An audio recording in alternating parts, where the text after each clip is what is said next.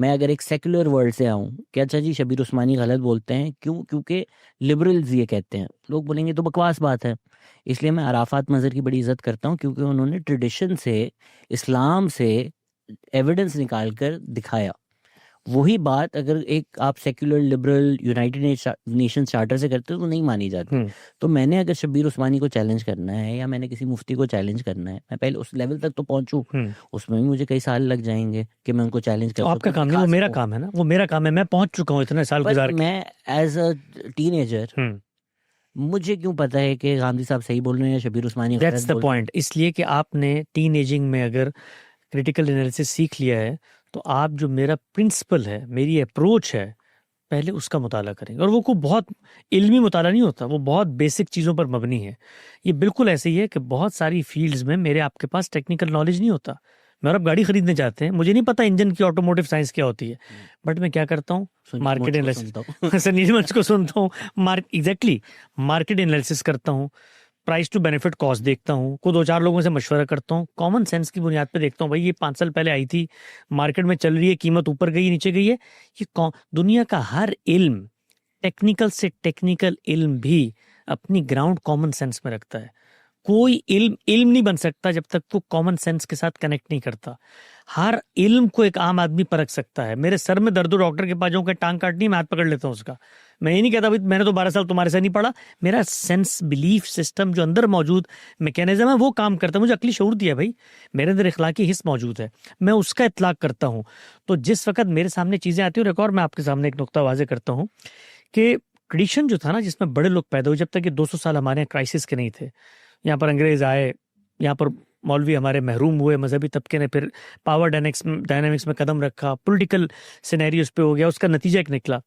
आप हमारे पूरे ट्रेडिशन को उठाएं 14 साल के, कोई एक मसलक बता दें जिसने किसी मुसलमानों की फिरके की तकफीर की हो, तो दिखा दें मुझे। नहीं की। ये हमारे यहाँ पैदा हुई है। कभी स्टेट की सतह पर ये जो आपको नजर आता है ना, जो अहमदियों के साथ हमने किया है, 1400 साल के ट्रेडिशन में मुसलमानों को हुकूमत रही है। किसी एक फिरके के बारे में मुझे ये दिखा दें कि स्टेट ने कहा हो कि हम आज से फलां को काफिर समझते, हमारे यहाँ कभी हुआ ही नहीं है।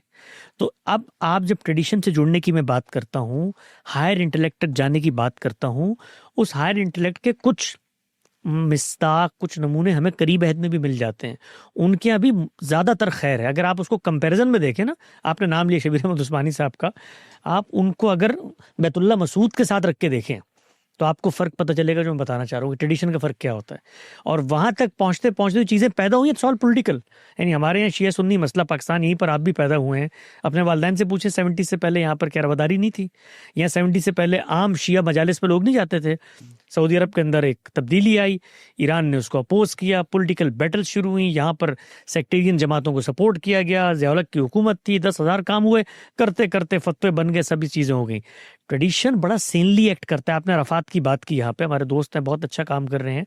आप देखिए उन्होंने ट्रेडिशन से, हम उसमें भी गलती कहते हैं, बात जगहों पर है, बट ये जो आपके यहाँ इस्लामाइजेशन ऑफ नॉलेज हुआ है ना आपके मुल्क के अंदर, लॉस, अगर यहाँ पर वो ट्रेडिशन आ जाता है, आप यकीन जाने ये जो आपके यहाँ तौहीन रसालत का कानून एक दिन भी नहीं ठहर सकता। आपके यहाँ जो स्टेट की सतह पे तकफीर का कानून एक दिन भी नहीं ठहर सकता।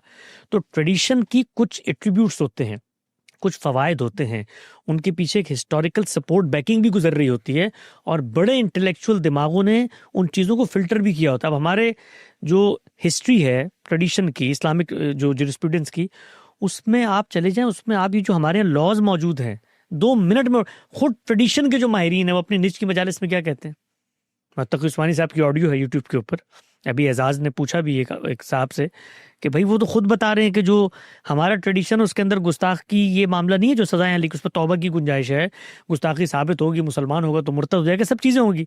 लेकिन वो ये जानने के बावजूद पब्लिक में नहीं कह सकते। रीज़न क्या है? इसलिए कि पब्लिक को आपने रिलीजियस मोटिवेशन से चार्ज कर दिया है। तो इस पस मंज़र में अगर आप चीज़ों को देखेंगे तो आपको एक वे आउट नज़र आएगा। देखिए ग्राउंड रियलिटीज़ क्या हैं? ग्राउंड रियलिटीज़ ये हैं कि हमारे यहाँ एक मजहबी तबका वजूद में आ गया है। अब उसको आपने कहीं पर एडजस्ट करना है ना, या उससे डंडे खाने हैं। एडजस्ट करने के 2 तरीके होते हैं, तो मार दो सबको। उसमें जो स्टेट वाले हैं उन्होंने पैदा किए होते हैं, वो मारे कैसे उन लोगों को? तो जो लोग आइडियोलॉजिकल प्रॉब्लम्स पैदा कर रहे हैं उनके अंदर रिफॉर्म्स की ज़रूरत है। मैं और आप बैठकर तकरीर कर दें मौलवियों के खिलाफ, लेकिन उसके बाद नीचे उतरेंगे तो मस्जिद का मौलवी है जो लोगों को मेरे खिलाफ उकसाएगा। सोसाइटी चेंज नहीं होगी। सोसाइटी को चेंज करना है तो उसके लिए एक नया फिनोमेना अब हम पेश करने जा रहे हैं। वो ये है कि ये जो इस वक्त सिस्टम बना हुआ है, आप अगर इसको एक और जाविये से देखें, बिलियंस ऑफ डॉलर्स की इन्वेस्टमेंट है इन मदरसों में, इंफ्रास्ट्रक्चर है, बिल्डिंग्स हैं। फिर हमारे यहाँ जो गुर्बत का आलम है, इसमें सरकारी स्कूल बच्चों को अकोमोडेट करने के लिए तैयार नहीं है। ये मदारिस कम से कम फूड दे रहे हैं, शेल्टर दे रहे हैं, प्रोटेक्शन दे रहे हैं और कुछ ना कुछ गलत सही तालीमी दे रहे हैं। आप इनमें 2 कैटेगरीज बनाएं। एक वो जो रिलीजन के एक्सपर्ट बनेंगे, वो तो कराची शहर में 8-10 उलमा होंगे। दूसरा जो आपका इंफ्रास्ट्रक्चर बन चुका है जिसमें आप आलिम बना रहे हैं, उसमें कॉमन बेसिक एजुकेशन दें लोगों को। आपसे बड़ा एजुकेशन सिस्टम पूरी दुनिया में कोई नहीं होगा। यानी यही मदारिस अगर ये फैसला कर लें कि हमने कौम के गरीब बच्चों को पढ़ाना है, उनको बेसिक स्किल देनी है, उनको बेसिक लैंग्वेज सिखानी है, बेसिक ह्यूमन वैल्यूज सिखानी है, कुछ साइंस, कुछ ये चीज़ें सिखानी है, इतना बड़ा इंफ्रास्ट्रक्चर मौजूद है आपके यहाँ। हज़ारों की तादाद में मदारिस हैं, लाखों की तादाद में आप बच्चों को पढ़ा सकते हैं। आप पाकिस्तान का सबसे बड़ा एजुकेशनल सिस्टम बन जाएंगे। उसको दीन से अलग करके एजुकेशन पढ़ाएं, वैल्यूज़ पढ़ाएं, कुरान पढ़ाएं, सब कुछ पढ़ाएं, मसलक की तालीम ना दें। तो आप यही देखें कि हम इस ट्रेडिशन के अंदर रहते हुए, जहाँ पर मेरा आम बच्चा पढ़ लिख नहीं पा रहा, एक काम जो हो गया है उसको बेहतर तरीके से यूटिलाइज कर सकते हैं।